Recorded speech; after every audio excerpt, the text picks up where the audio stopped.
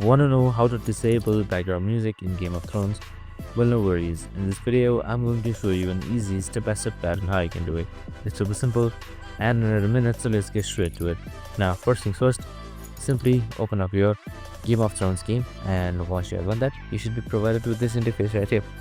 And now once you're on this interface, you should, on the bottom left side, you should be seeing this secure icon right here. This is the settings. So you can just simply click once.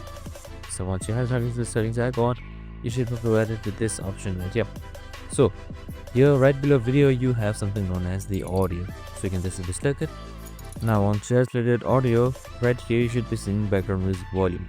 So there are two ways you can just simply mute them. One is just simply by selecting this slider and sliding to the left and right, or you can just simply check this mute box right here and it should be muted automatically. And that's it. Your settings should be saved, and if you want to just get back, you can just simply select restore to default and you should be good to go. And that's it. I hope this video helped. If it did, make sure to like, subscribe and tune in with us for more of these videos. See you in the next one.